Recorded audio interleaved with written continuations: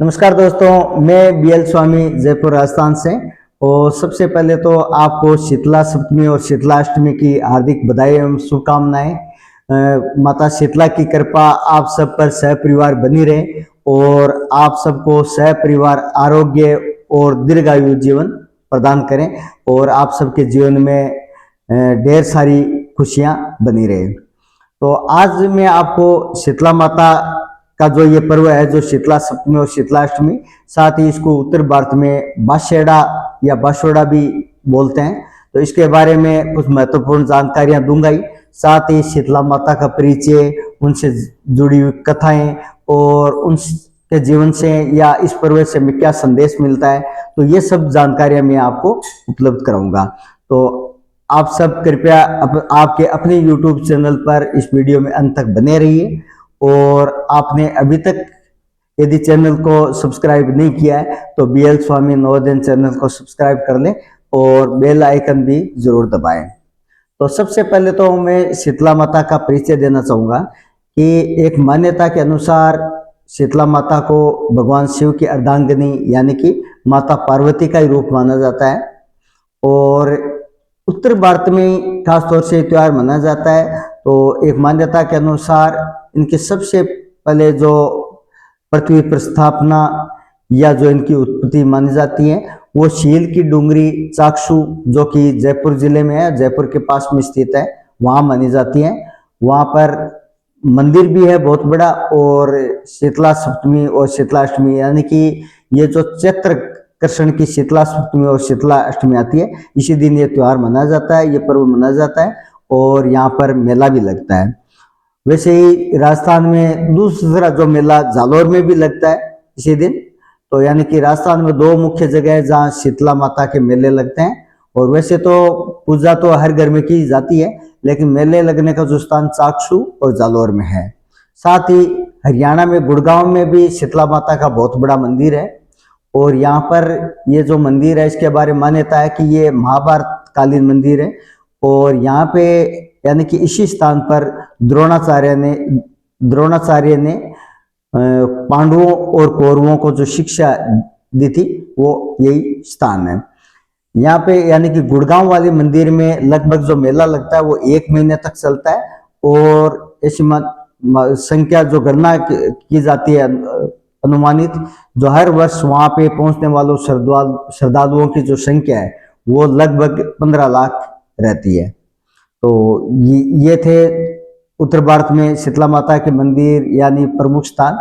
साथ ही शीतला माता को स्वस्थता की देवी भी कहा जाता है और चेचक और त्वचा रोग की देवी भी कहा जाता है। अब तो चेचक की उतनी समस्या रही नहीं, तो मतलब चेचक से लगभग निजात मिल चुकी है। लेकिन पुराने टाइम में जब भी कोई चेचक से पीड़ित होता था तो शीतला माता को अरदास करते थे, उनकी प्रार्थना करते थे और मान्यता है कि वो ठीक हो जाता था। साथ ही किसी भी प्रकार का यदि त्वचा से संबंधित बीमारी भी होती है तो भी शीतला माता को याद किया जाता है। और साथ ही छोटे बच्चों की रक्षक के रूप में भी शीतला माता को माना जाता है। यानी कि छोटे बच्चों में किसी भी प्रकार की कोई समस्या होती है, उनको कोई तकलीफ होती है, तो उनकी माताएं शीतला माता को धोख लगाती है या उनसे प्रार्थना करती है। साथ ही जो शीतला माता का वाहन है वो गर्दभ यानी गद्दा है। और शीतला माता की फोटो जब भी आप देखेंगे तो देखेंगे कि शीतला माता के हाथों में एक हाथ में कलश, दूसरे में झाड़ू और तीसरे में सूप और चौथे हाथ में नीम की पत्ती होती है। तो ये सब स्वच्छता के प्रतीक है। तो शीतला माता के इस पर्व से हमें साफ सुथरा रहने यानी स्वच्छ रहने का भी संदेश मिलता है।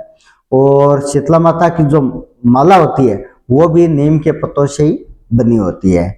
तो एक पुरानी कथा के अनुसार या एक किंवदंती के अनुसार ऐसा माना जाता है कि शीतला माता के इस पर्व पर ठंडे व्यंजनों का भोग लगाने के पीछे भी एक कहानी है। वो ये है कि एक बार शीतला माता ने सोचा कि पृथ्वी पर विचरण करके देखती हूँ कि इस दिन पृथ्वीवासी इस त्योहार का जो है मनाने का ढंग कैसा रखते हैं या किस तरीके से ये त्योहार मनाते हैं। तो शीतला माता जब पृथ्वी पे आती है तो एक बुढ़ी माई का रूप धारण कर लेती है और एक गांव में विचरण करना शुरू करती है।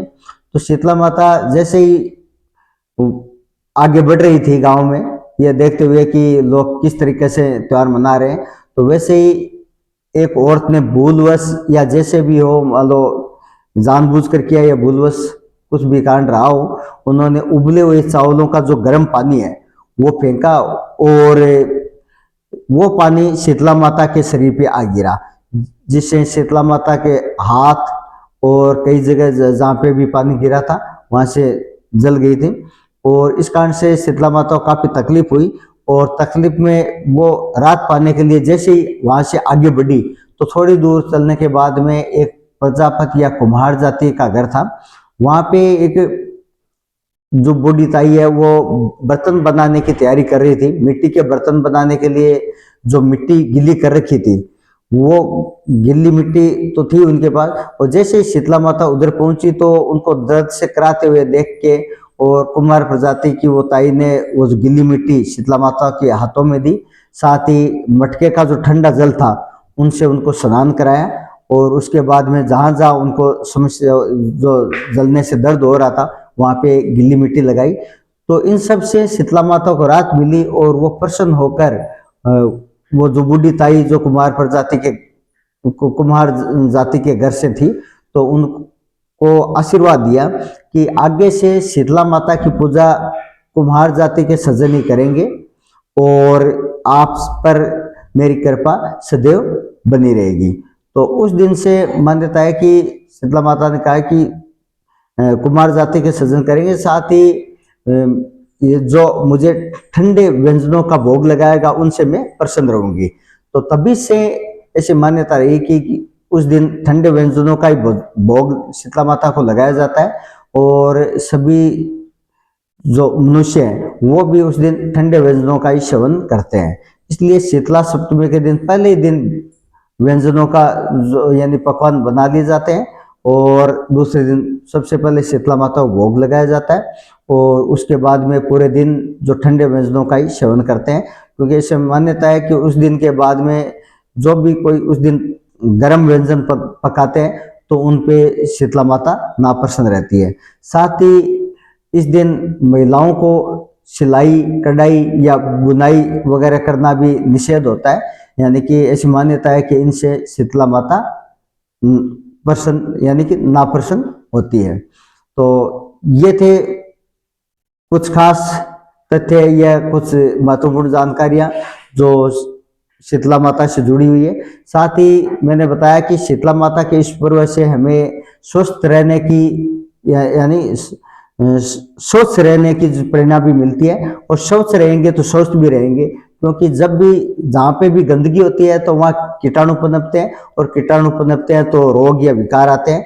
तो इस पर्व से हमें यह भी मतलब ये प्रेरणा मिलती है कि हम जितना हो सके सोच रहे हैं, आसपास में जहाँ पे भी हम रह रहे हैं वहाँ गंदगी न रखें, सदैव सोच रहे हैं, क्योंकि शीतला माता के हाथों में आपने देखा कि झाड़ू है, वो भी स्वच्छता की प्रतीक है। साथ ही जो नीम है वो भी कीटनाशकों का प्रतीक है, यानी कि नीम कीटाणु भगाने में या रोगों को दूर करने में भी महत्वपूर्ण भूमिका निभाता है। तो ये सब जानकारी आपने देखी, और यदि ये जानकारी आपको पसंद आ रही है तो ज़्यादा से ज़्यादा शेयर, लाइक और सब्सक्राइब करें। धन्यवाद।